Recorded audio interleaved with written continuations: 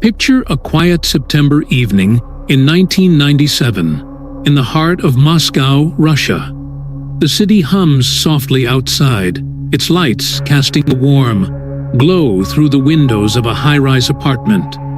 The air is cool, carrying the faint scent of autumn leaves and distant traffic. A.E. gentle reminder of the world below. Inside, Kherson Ilyumzhinov, a millionaire businessman and the president of the Russian Republic of Kalmykia, sits alone in his apartment. He's a man of many roles, leader of a Buddhist enclave, head of the World Chess Federation, a chess master with a mind as sharp as the moves he plays. Tonight, he's winding down, a book open in his lap, the television flickering softly in the background, its light dancing across the room. The world feels still, the city's pulse a distant rhythm, lulling him towards sleep. Kherson is no ordinary man. At 35, he's already transformed Kalmykia into a chess haven, building a grand chess city complex that draws players from across the globe. His life is one of bold moves, both on the board and in politics, his vision shaped by a blend of strategy and spirituality. The apartment is quiet, the only sounds the soft rustle of pages and the low hum of the television. The balcony door is closed, the night beyond a canvas of stars and city lights. Kherson's eyes grow heavy, his thoughts drifting, the weight of the day settling into a gentle haze. He's on the edge of sleep, the world blurring at the edges, when something stirs, a feeling, a presence, like a whisper calling from the shadows. He senses movement, a subtle shift in the air, and looks toward the balcony. The door, which he's sure was shut, now stands open, the cool night air slipping inside.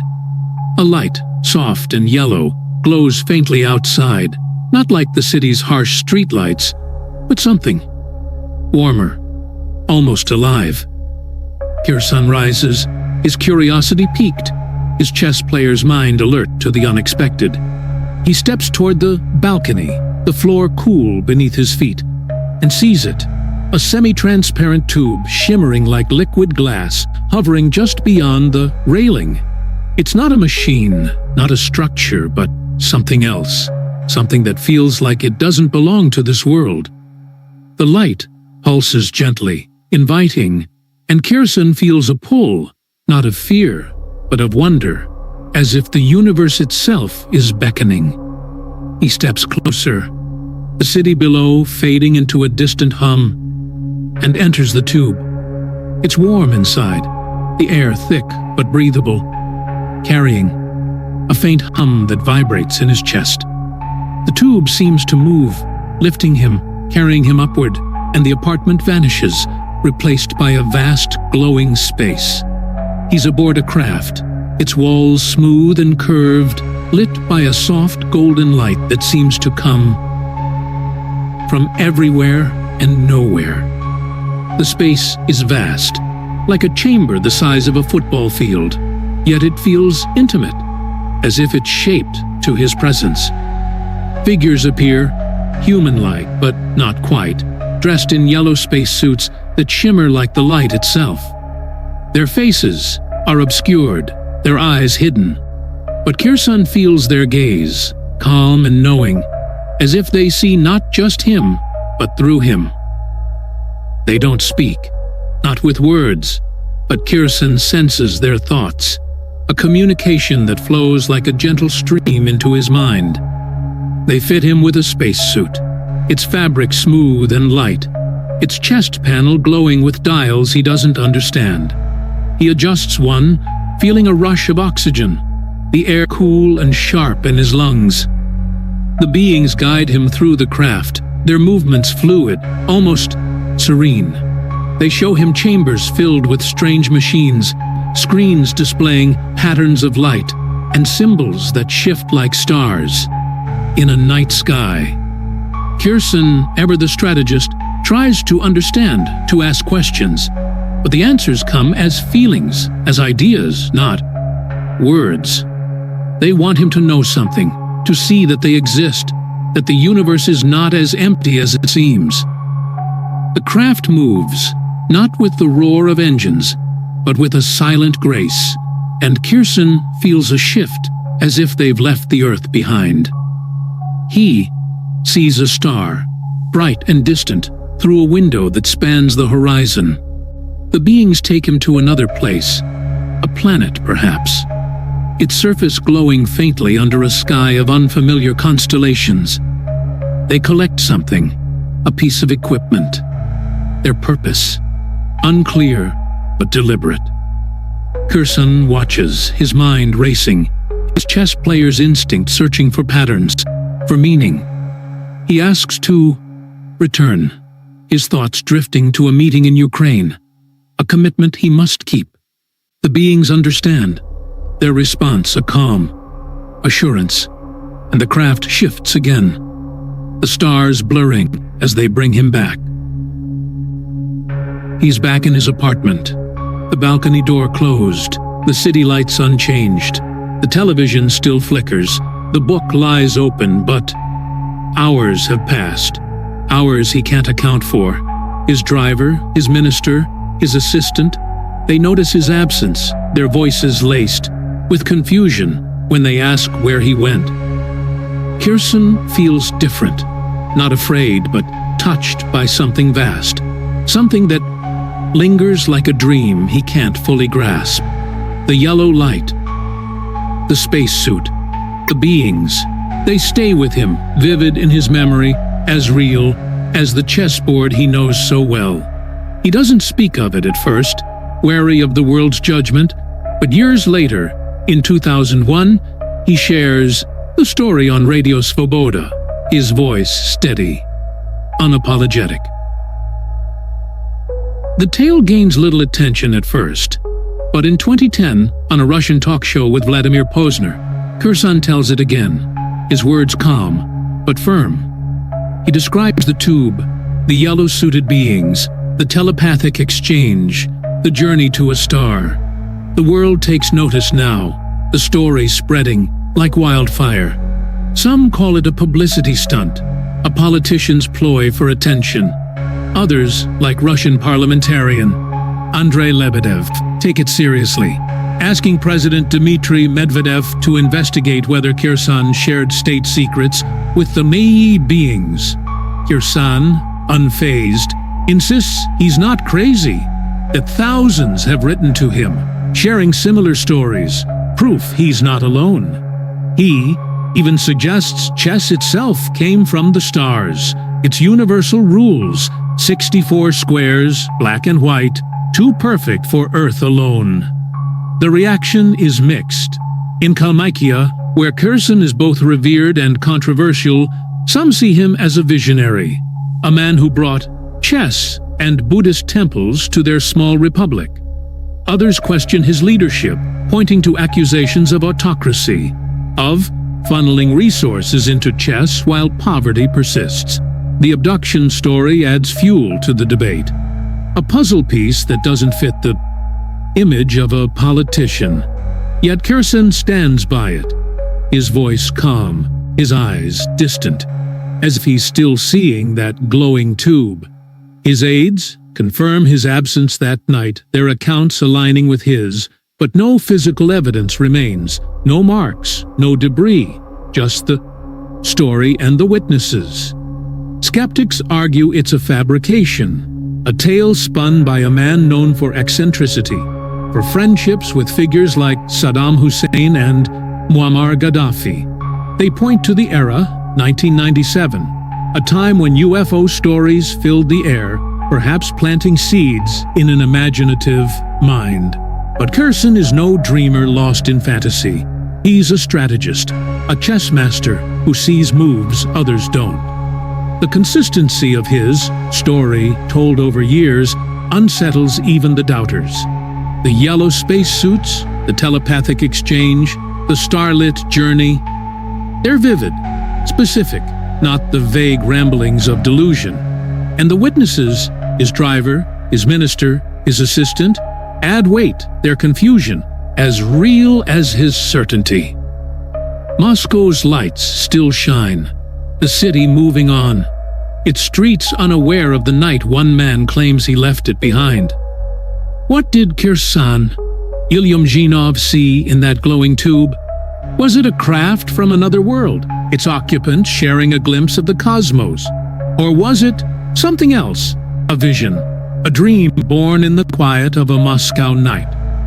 The stars above the city twinkle, their patterns unchanged.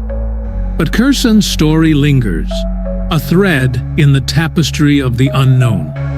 The apartment, the balcony, the yellow light, they're pieces of a puzzle that refuses to fit. A move on a cosmic chessboard we can't yet understand.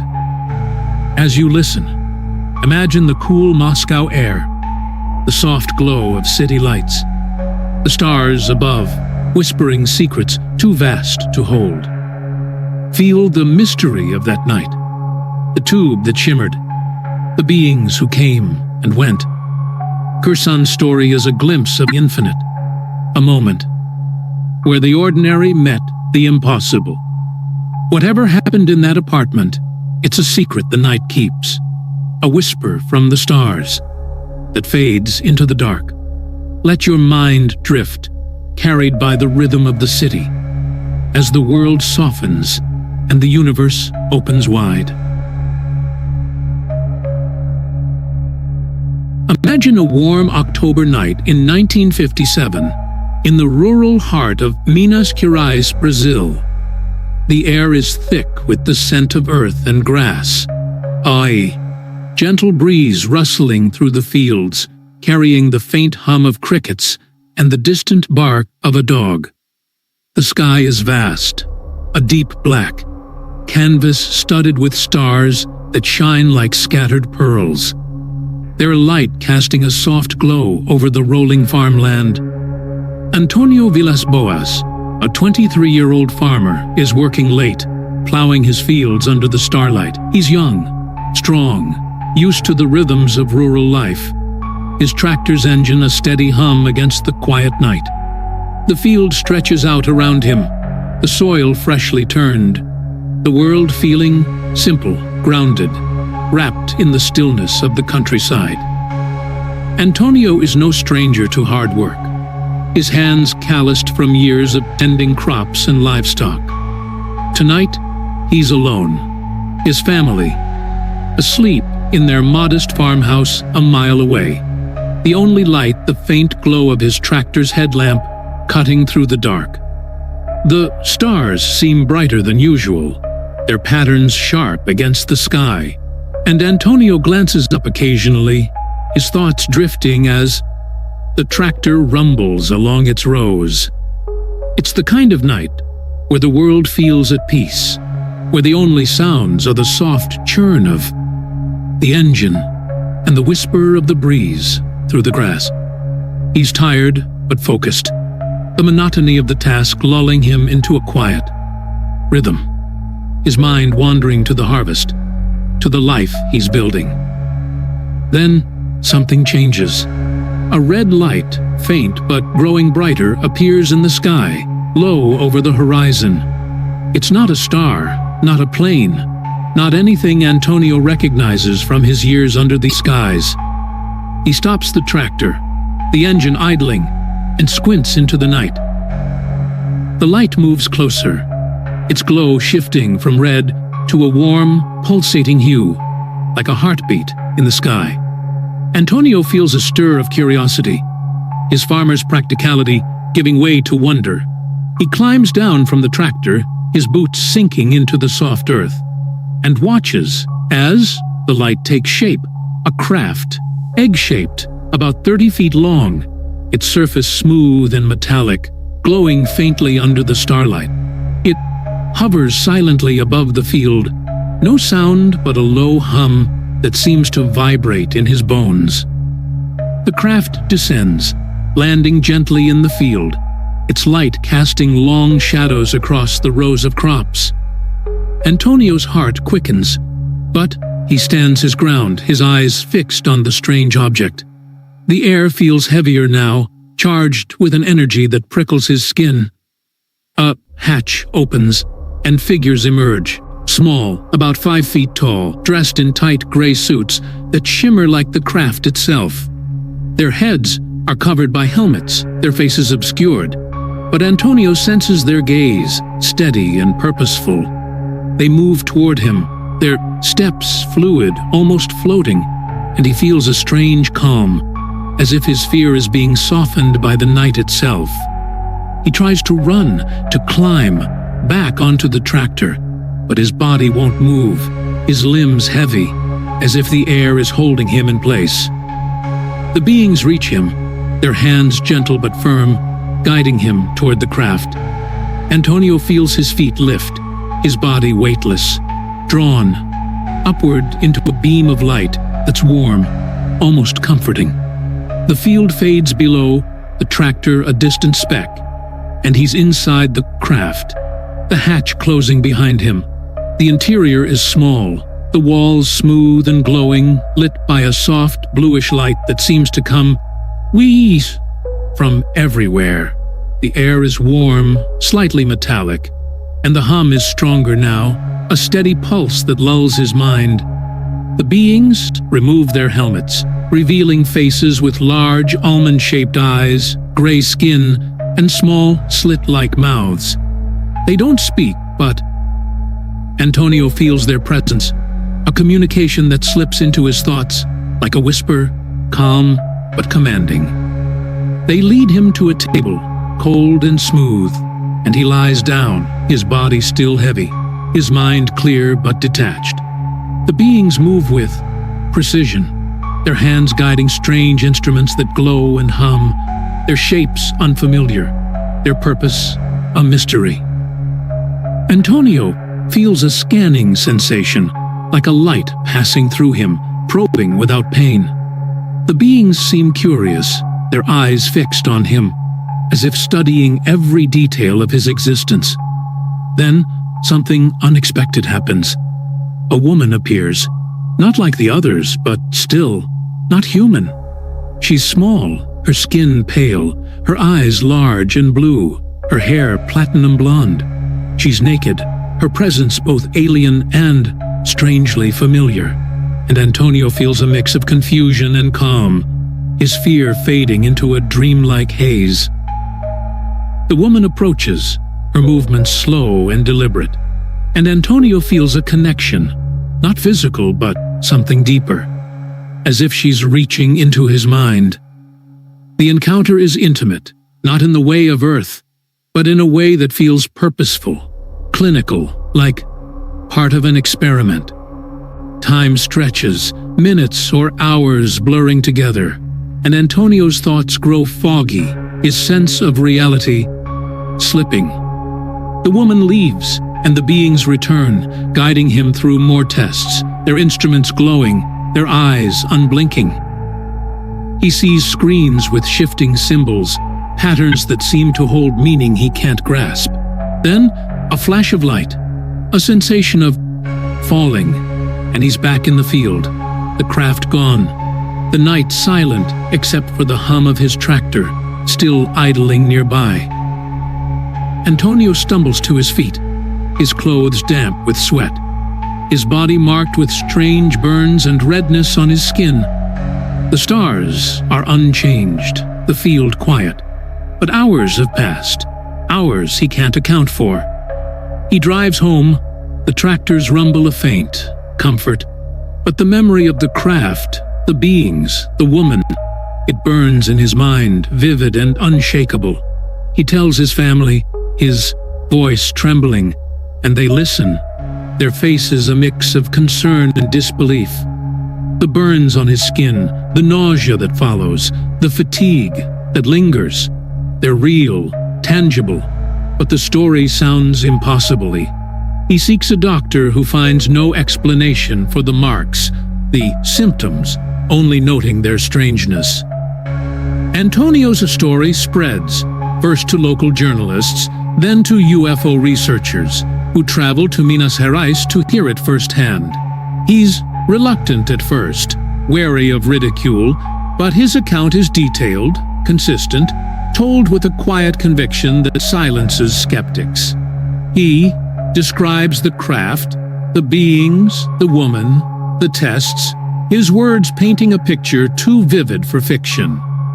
Doctors examine him again, noting the burns, the radiation-like symptoms, but no evidence of the craft is found.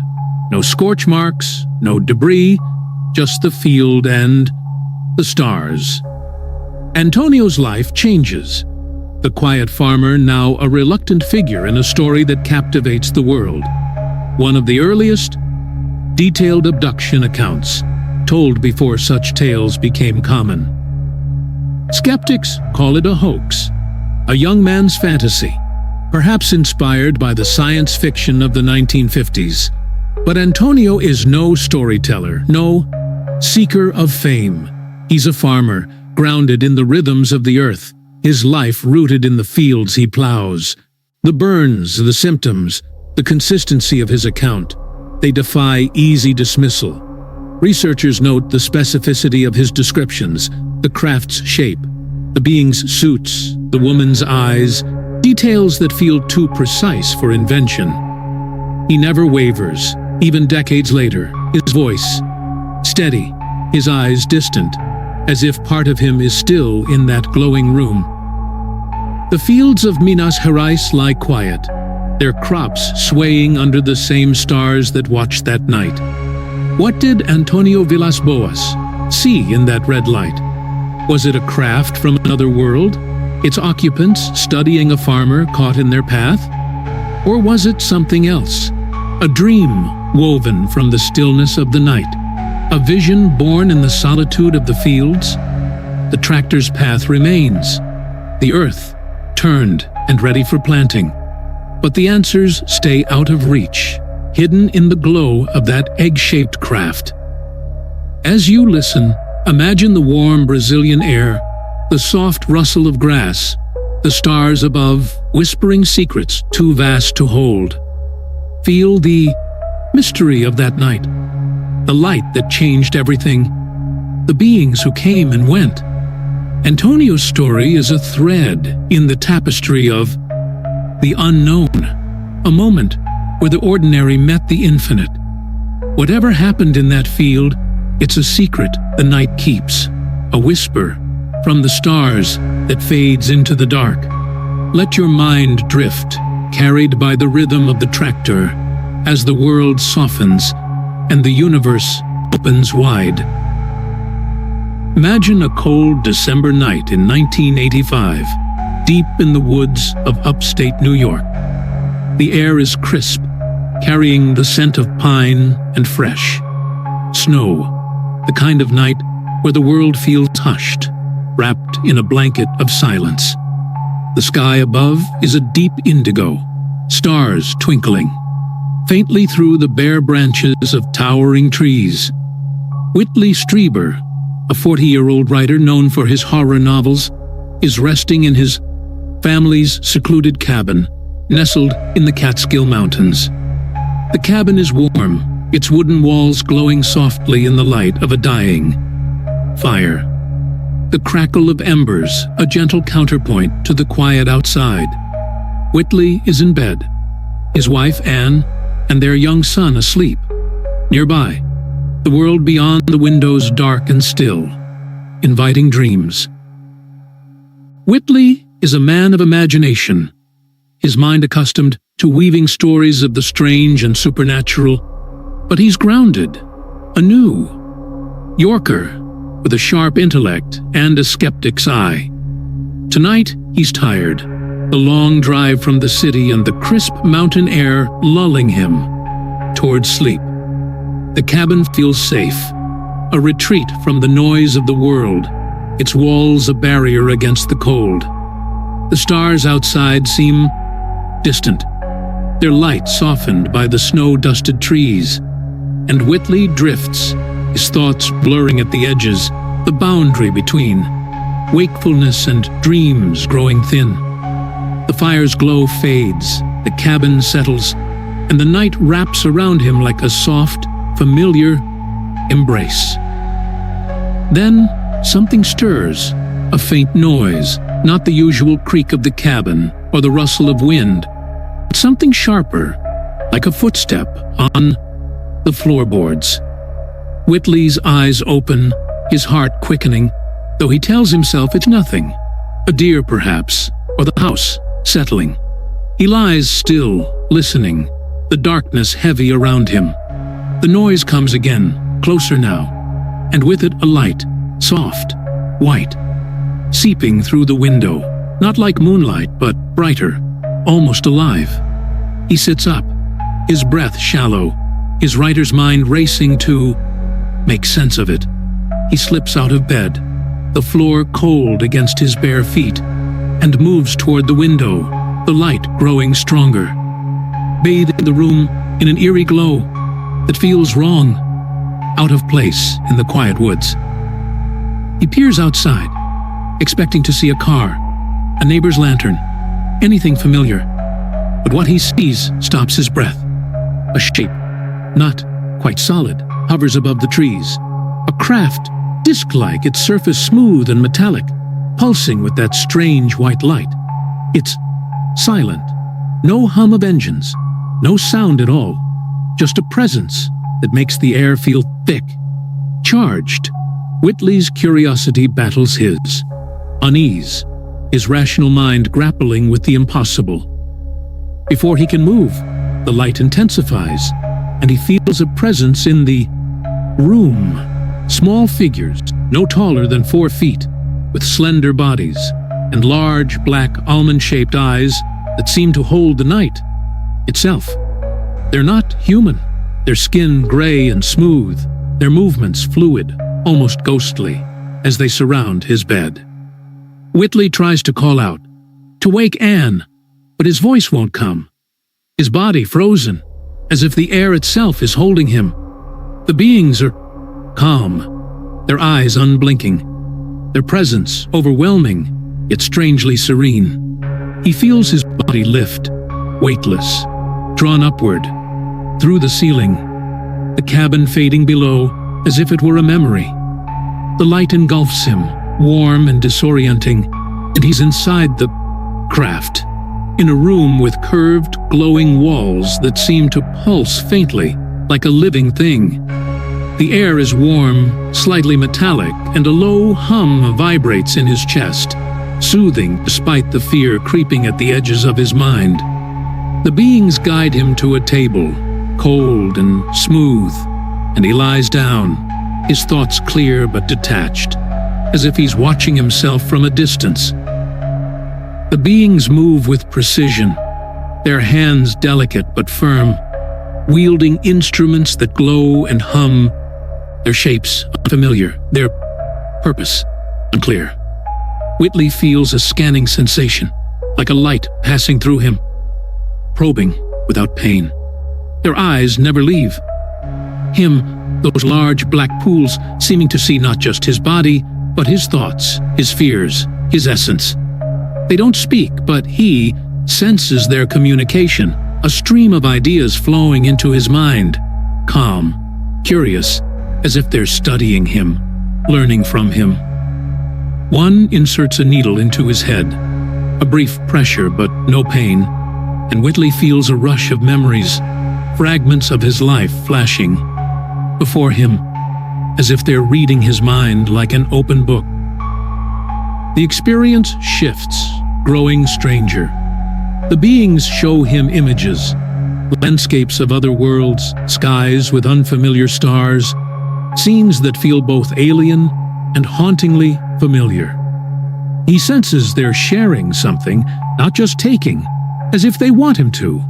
Understand their existence, their purpose.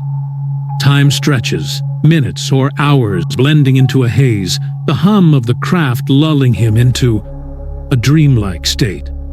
Then, a small being, different from the others, approaches, a figure he later calls the female, her presence softer, her eyes conveying something like compassion. She communicates without words, a sense of connection that calms his fear, though the mystery of her intent remains. The beings guide him back, a flash of light, a sensation of falling, and he's in his bed. the cabin quiet, the night unchanged. He wakes, his heart pounding, his body trembling, the memory of the beings vivid in his mind. The clock shows hours have passed, hours he can't account for. Anne sleeps beside him, unaware, and the cabin feels the same, yet different, as if it's holding a secret. Whitley's skin bears strange marks, small triangular scars, a redness that lingers for days. He feels shaken, his writer's mind struggling to process the impossible odds. He keeps the experience private at first, fearing ridicule. But the dreams persist, vivid images of the craft, the beings, those unblinking eyes. He seeks hypnosis, hoping to unlock the memories buried in his mind, and the story emerges, piece by piece, like a novel he didn't choose to write. Whitley's account becomes a cultural touchstone when he publishes Communion in 1987, a book that lays bare his experience with raw honesty. He describes the craft, the beings, the needle, the female figure, his words painting a picture too vivid to dismiss. The book captivates the world, bringing alien abductions into the mainstream, but it also divides. Skeptics call it fiction, the work of a horror writer's imagination, perhaps fueled by sleep paralysis or a need for attention. Others see truth in his sincerity, fear in his eyes, the consistency of his story across years, the marks on his body, the medical reports noting unusual symptoms. Add weight, though no physical evidence of the craft is found, no debris, no traces in the snowy woods. Whitley's life changes, his name now tied to the unknown, his reputation as a writer overshadowed by the story he can't escape. He insists he's telling the truth, his voice steady, his eyes haunted, as if part of him remains in that glowing room. Letters pour in from others, thousands claiming similar experiences, their stories echoing his. Lights, beings, missing time. The Catskill Mountains stand, silent, their trees cloaked in snow, their secrets buried in the earth. What did Whitley Strieber see that night? Was it a craft from another world, its occupants studying a man, caught in their path? Or was it something else? A vision born in the quiet of the cabin, a dream woven from the stillness of the night? Skeptics point to Whitley's career, his horror novels like The Wolfen, suggesting he crafted a tale to sell books. But Communion is no novel. It's raw, personal, written with a vulnerability that feels too real for fiction. The marks, the consistency, the shared experiences of others. They defy easy explanation. The woods outside the cabin remain, their paths untouched, the stars above unchanged. Whitley's story lingers, a thread in the tapestry of the unknown, a moment where the ordinary brushed against the infinite. The cabin, the light, the beings, they're pieces of a puzzle that refuses to fit, a mystery that belongs to the night. As you listen, imagine the cold mountain air, the soft glow of the fire, the stars above, whispering secrets too vast to hold.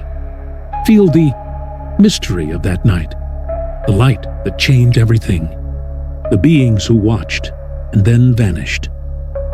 Whitley Strieber's story is a glimpse of the impossible, a moment where the world we know met the world we don't. Whatever happened in that cabin, it's a secret the night keeps, a whisper from the stars that fades into the dark. Let your mind drift, carried by the rhythm of the woods, as the world softens and the universe opens wide. Linda keeps the experience private at first, the weight of it too heavy to share. But the dreams come, vivid, relentless, of the craft, the beings, the table, those eyes. She feels violated, yet also touched by something vast, something beyond her understanding. She confides in Bud Hopkins, a UFO researcher, who listens with a quiet intensity, his own investigations into abductions lending her story credibility. Under hypnosis, the memories sharpen, the details vivid, the blue light, the weightless ascent, the glowing room, the being's silent communication.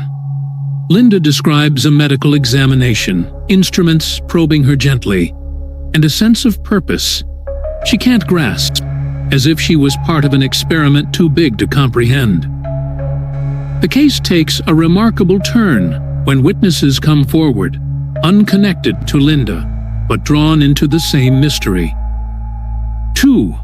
Security guards, assigned to protect a high-profile figure, later rumored to be UN Secretary General Javier Pérez de Cuellar, claim they saw a woman floating outside a high-rise that night, enveloped in a beam of blue light.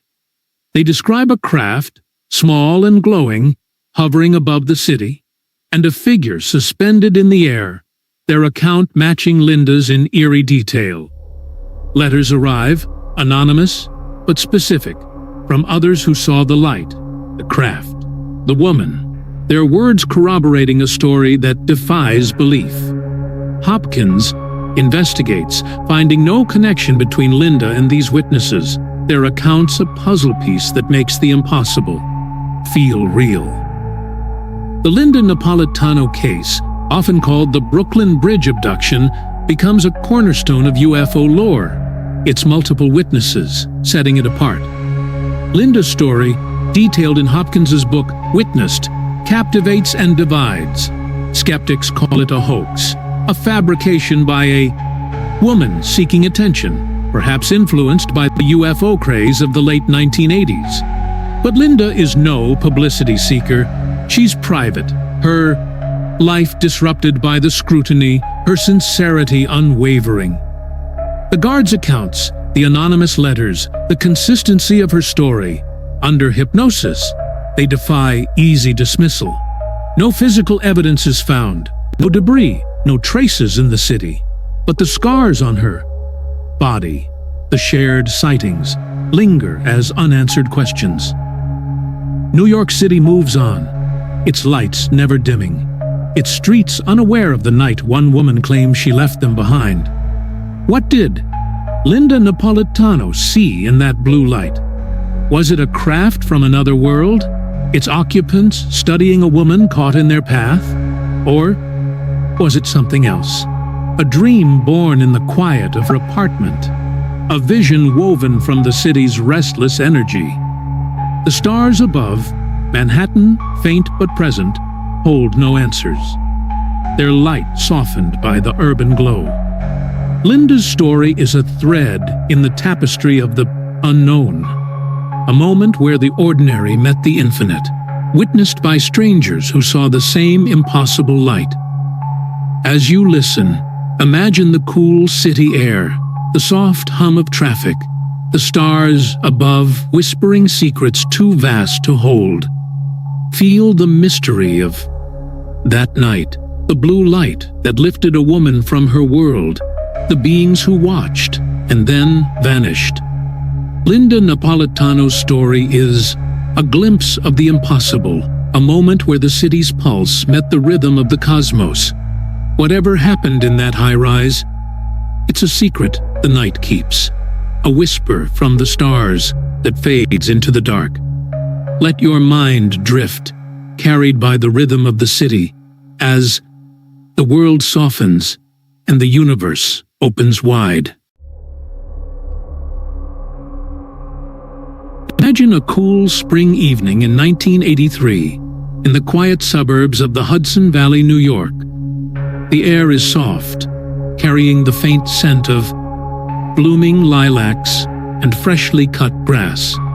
A gentle breeze rustling through the trees that line the sleepy neighborhoods.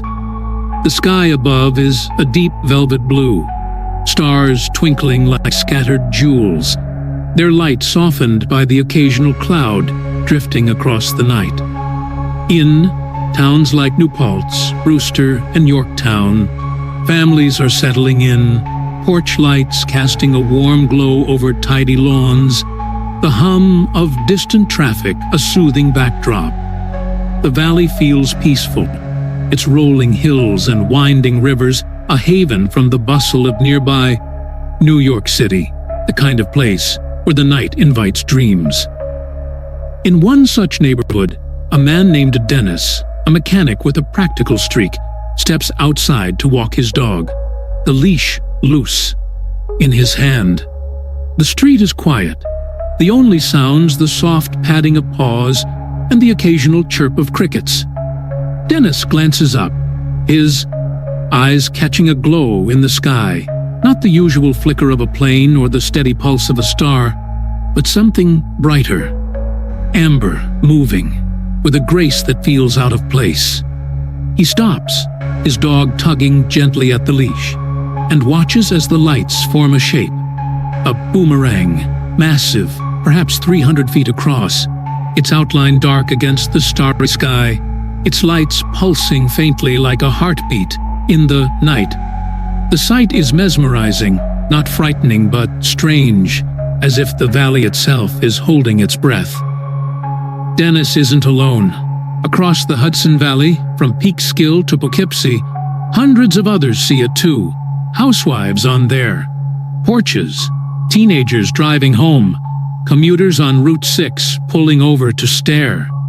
The boomerang-shaped craft glides silently, no hum of engines, no roar of jets, just a quiet presence that seems to hush the world below. A teacher in Carmel, standing in her backyard, feels a chill, not from the cool air but from the sense that the craft is aware. Its lights shifting as if watching the valley. A truck driver near Mahopac describes it as a floating city, its size overwhelming, its silence unnatural, its lights glowing with a warmth that draws the eye. The craft moves slowly, almost leisurely, drifting over homes, highways, and hills before vanishing into the night. For some, the experience goes deeper. A woman named Susan, a nurse in Wappingers Falls, feels time slip away as she watches the lights, her memory blurring, hours missing when she finally returns to her senses. She dreams later of a room with smooth, glowing walls lit by a soft, unnatural light, and beings, small, with large black eyes. Their presence calm but probing. Others in the valley report similar dreams, fragmented memories of being lifted, of floating in a beam of light, of ease that seemed to see through them. These stories are shared quietly, in hushed conversations at diners or church gatherings, as if speaking too loudly might unravel the fragile truth they hold. The Hudson Valley sightings, as they come to be known, stretch over months, from 1983 into 1984, with thousands of witnesses reporting the same massive, silent craft. Dennis, the mechanic, becomes one of many to share his story with UFO researchers like Philip Imbrogno, who document the wave of sightings. Witnesses describe the boomerang's lights, amber, white sometimes, green, arranged in a V-shape, moving with a precision that defies known aircraft. A pilot near Stormville, trained to know the skies, insists it was no plane.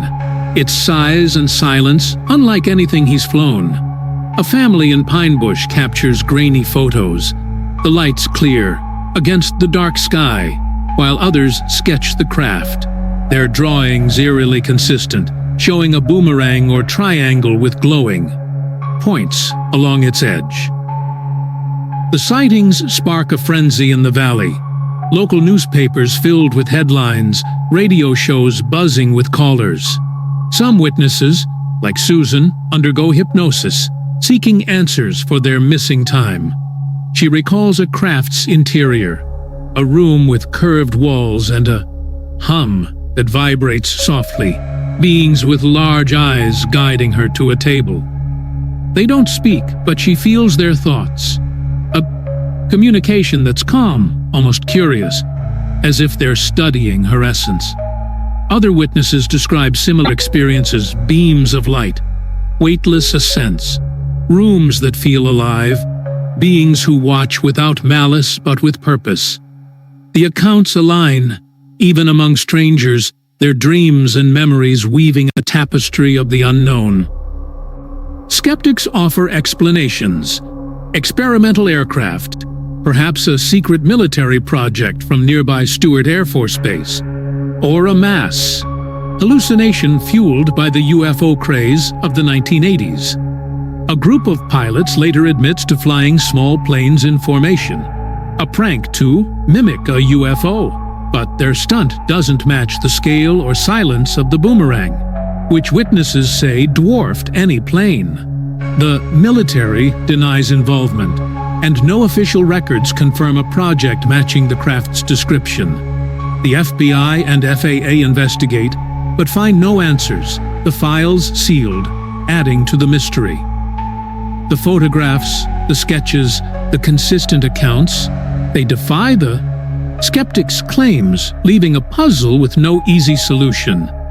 The Hudson Valley becomes a hotspot for UFO enthusiasts, its hills and skies a canvas for the unexplained. Researchers like Imbrogno note physical traces, burned grass near landing sites, elevated radiation in some areas, though not enough to prove anything definitive. Witnesses like Dennis face ridicule, but stand by their stories, their voices steady, their eyes haunted by the lights they saw. Susan's dreams persist, her missing time a gap she can't fill, her memories of the beings vivid yet elusive. The valley's residents carry on, their lives resuming, but the sightings linger, a shared experience that binds them, a secret whispered in the quiet of the night. The boomerang craft returns sporadically, reported again in 1984, then fading, only to reappear in later years, cementing the valley's place in UFO lore.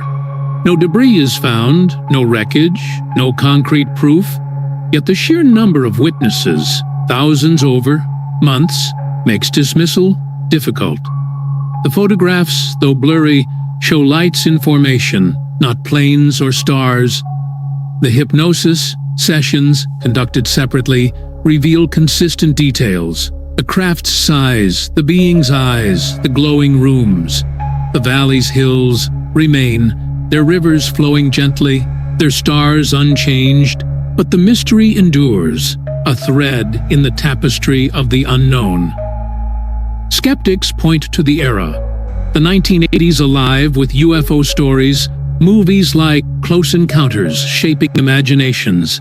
They suggest the lights were misidentified aircraft, the missing time a trick of the mind, the beings a product of sleep paralysis or suggestion. But the witnesses were diverse: mechanics, nurses, pilots, families, not prone to collective delusion, their account specific and unwavering. The boomerang's size, its silence, its deliberate path, they don't fit the skeptics' explanations. The burned grass, the radiation, the photographs, they're pieces of a puzzle that refuses to fit, a story that belongs to the stars. The Hudson Valley sleeps now, its towns quiet under the same sky that glowed with amber lights. What did Dennis, Susan, and thousands of others see in 1983? Was it a craft from another world, its occupants observing a valley unaware of their presence?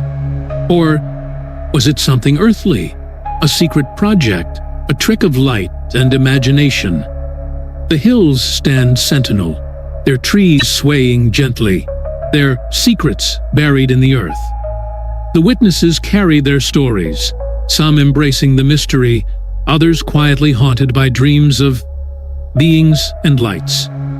The boomerang, the missing time, the glowing eyes, they're a whisper from the unknown, a moment where the ordinary met the infinite. As you listen, imagine the cool valley air, the soft glow of porch lights, the stars above whispering secrets too vast to hold. Feel the mystery of those nights, the boomerang gliding silently, the beings who may have watched from above. Picture a cold November night in 1975, deep in the Apache Sitgreaves National Forest of Arizona. The air is sharp, carrying the scent of pine and fresh snow. The forest is quiet, save for the occasional rustle of leaves or the distant call of an owl. Snowflakes drift lazily through the darkness, catching the faint glow of starlight above. It's the kind of night where the world feels still, almost holding its breath, as if it knows something extraordinary is about to unfold. In this remote wilderness, a young man named Travis Walton, just 22 years old, is working late with his logging crew. They're a tight-knit group, hardened by long days cutting timber under the vast Arizona sky. Their chainsaws have fallen silent now, the day's work done, and they're ready to head home, their breath visible in the chilly air. Travis is a dreamer, the kind of person who looks at the stars and wonders what lies beyond. He's strong, capable, but there's a curiosity in him, a spark that makes him linger a little longer when others turn away. As the crew packs their tools into the back of their beat-up truck, the forest feels heavier, as if the darkness itself is watching. The men are tired, their muscles aching, their minds ready for the warmth of home. They climb into the truck, the doors creaking as they settle in, the engine rumbling to life. The headlights cut through the night, illuminating the rough dirt road ahead, winding through towering pines dusted with snow. Then, something stops them. A glow, faint at first, peeks through the trees. It's not the moon, not a star, not anything they recognize. It's a golden light, pulsing softly, hovering just above the treetops. The men lean forward, squinting through the windshield, their voices hushed. One of them mutters, "It might be a plane," but there's no sound, no hum of engines. Just an eerie silence that makes the hair on their necks stand up. The light grows brighter, revealing a shape, a disc, smooth and metallic, about 20 feet across. It floats there, motionless, as if it's waiting, its surface reflecting the starlight like liquid silver. The crew sits frozen, their eyes locked on the impossible sight. Travis, though, feels something different. Not fear, not exactly, but a pull, a need to know more. His heart beats faster, not from fear, but from wonder. He opens the truck door, the cold air rushing in, and steps out onto the snowy ground. His boots crunch softly, the only sound in the stillness. His friends call out, their voices sharp with worry, urging him to get back in the truck. But Travis doesn't hear them. Or maybe he does, but can't stop himself. He walks toward the light, his shadow stretching long behind him, swallowed by the glow. The disc hovers closer now, its light bathing him in a warm, golden hue. It's beautiful, in a way, like nothing he's ever seen. The air feels thick, charged, as if the forest itself is holding its breath. The crew watches, their shouts growing desperate. But Travis keeps moving, drawn to the craft like a moth to a flame. Then it happens. A beam of light, blue and blinding, shoots from the craft. It envelops Travis, wrapping him in a glow so intense it seems to erase the world around him. His body lifts, weightless, his feet dangling above the snow. The crew screams, their voices raw with panic, but they can't move, can't look away. Travis's form blurs in the light, his silhouette fading, and then he's gone. The beam retracts, the craft hums softly, and in a blink it shoots upward, vanishing into the starry sky. The forest falls silent again. The glow gone, the snow undisturbed. The men in the truck are shaking, their faces pale, their minds struggling to process what they've just seen. They drive off, the truck's tires spinning on the icy road, their hearts pounding with fear and guilt. They left him. They left Travis behind. For 5 days, Travis Walton is gone. The town of Snowflake, Arizona, buzzes with whispers. The logging crew tells their story to the police, their voices trembling, their eyes haunted. Some believe them, but others don't. The town splits. Some call it a hoax, a story, cooked up by roughneck loggers looking for attention. Others whisper of murder, suspecting the crew did something to Travis and made up the tale to cover their tracks. The police search the forest, combing through the snow for footprints, for anything, but find nothing. No tracks, no signs of struggle, no trace of Travis. The days drag on, and the mystery deepens, the forest keeping its secrets, locked tight under the winter sky. Then, on the 5th night, a phone rings at a gas station in Heber, Arizona, 30 miles away. It's Travis, his voice weak, disoriented, barely coherent. He's found stumbling near the station, his clothes torn, his body shivering. He's thinner, his eyes wide with something beyond fear, something like awe. The crew reunites with him, their relief mixed with disbelief. Travis tells a story that sounds impossible, yet he tells it with a quiet certainty. He speaks of waking in a room, smooth and metallic, with walls that seemed to pulse faintly like they were alive. The air was warm, heavy, with a faint hum that vibrated in his chest. He was lying on a table, cold and hard, surrounded by beings, small, no taller than 4 feet, with smooth gray skin and eyes so large they seemed to swallow their faces. Those eyes, black and unblinking, looked into him, through him, as if they could see every thought, every memory. They didn't speak, not with words, but Travis felt their presence in his mind, a communication without sound. They moved with precision, their hands delicate but firm, guiding him through strange machines that glowed and hummed. He saw instruments he couldn't describe, screens with symbols that shifted and danced. He felt no pain, only confusion, a sense of time stretching and bending until it lost meaning. He tried to move, to speak, but his body wouldn't obey. The beings watched him, their eyes never leaving, their intentions unclear. Were they curious, studying him, or something else entirely?